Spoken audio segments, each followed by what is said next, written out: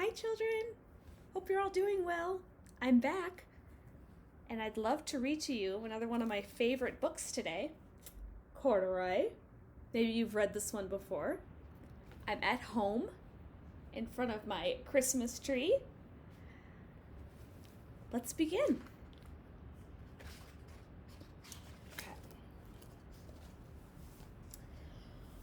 Corduroy is a bear who lived in the toy department of a big store. Day after day, he waited with all the other animals and dolls for someone to come along and take him home.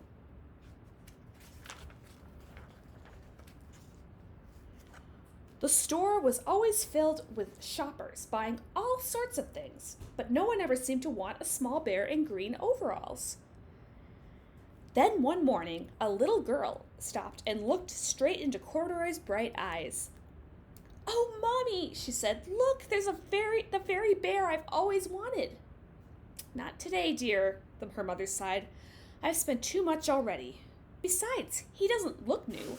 He's lost the button to one of his shoulder straps."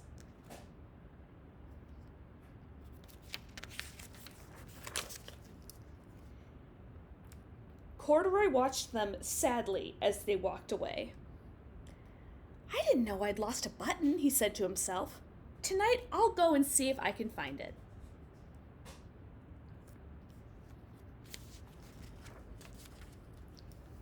Later that evening, when all the shoppers had gone and the doors were shut and locked, Corduroy climbed carefully down from his shelf and began searching everywhere on the floor for his lost button.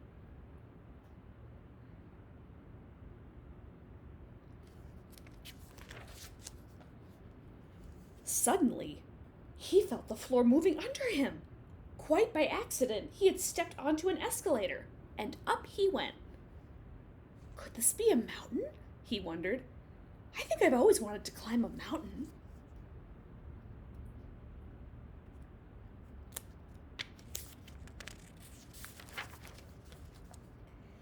He stepped off the escalator as it reached the next floor, and there before his eyes was a most amazing sight. Tables and chairs and lamps and sofas and rows of beds. "This must be a palace," Corduroy gasped. "I guess I've always wanted to live in a palace."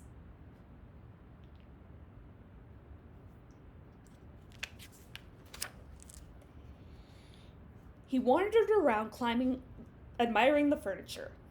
"This must be a bed," he said. "I've always wanted to sleep in a bed." And up he crawled onto a large, thick mattress. All at once he saw something small and round. "Why, here's my button," he cried, and he tried to pick it up, but like all the other buttons on the mattress, it was tied down tight.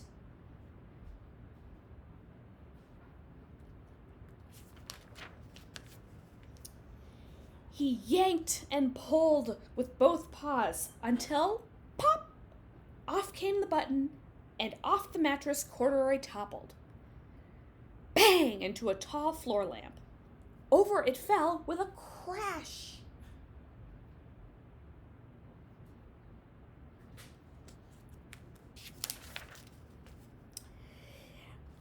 Corduroy didn't know it, but there was someone else awake in the store. The night watchman was going his rounds on the floor above. When he heard the crash, he came dashing down the escalator. "Now who in the world did that?" he exclaimed. "Somebody must be hiding around here."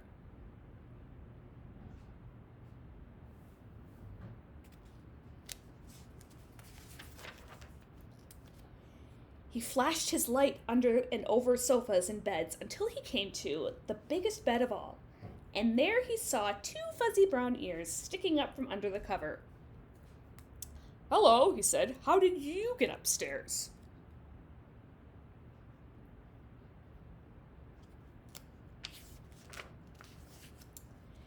The watchman tucked Corduroy under his arm and carried him down the escalator and set him on the shelf in the toy department with the other animals and dolls.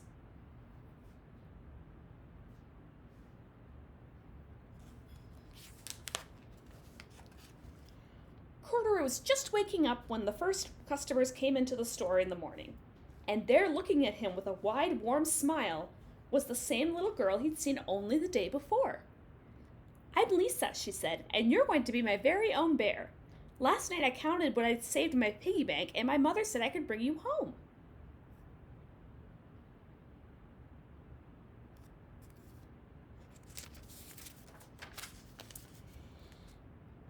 "Shall I put him in a box for you?"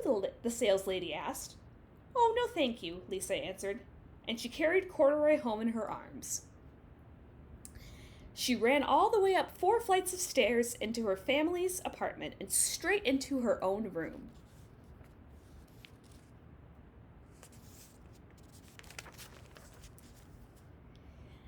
Corduroy blinked. There was a chair and a chest of drawers, and alongside a girl-sized bed stood a little bed just the right size for him. The room was small, nothing like that enormous palace in the department store. "This must be a home," he said. "I know I've always wanted a home." Lisa sat down with Corduroy on her lap and began to sew a button on his overalls. "I like you the way you are," she said, "but you'll be more comfortable with your shoulders strapped forward, fastened."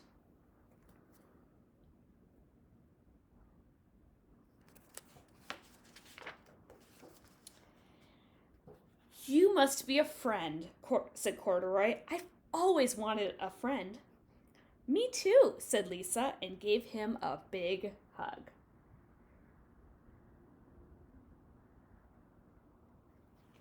What a fun book.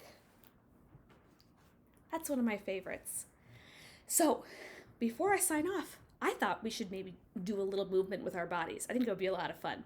Will you move your bodies with me? Okay. Let's begin.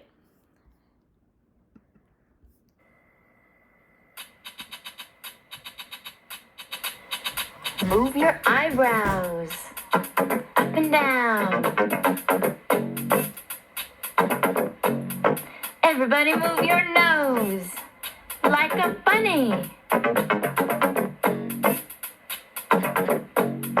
Move your cheeks like a frog. Now move your mouth like a fish. Move your tongue like a lizard. Move your chin from side to side. That's it. Now move your head around and around slowly. Now move your shoulders up and down, up and down. Now move your elbows. Wiggle those elbows. Move your hands. Shake those hands. Everybody move your fingers. Make them wiggle. Swing your arms. Swing them around and around. Move your chest. In and out. Keep going. You got it? Good. Now move your tummy. Stick it way out. Hold it in. Good work. Yeah. Now shake those hips. Warm up those hips from side to side. Move them around and around. Move one leg. Swing it gently, back and forth. Now the other leg. Try to balance. Swing it slowly. Good work.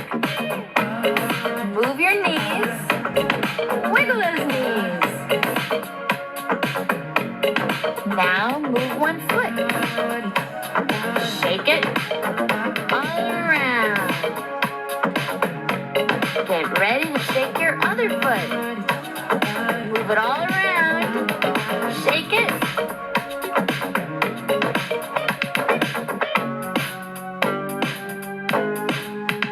All right, get ready now. Shake your whole body out. Wiggle every part of you. Keep going. And stop.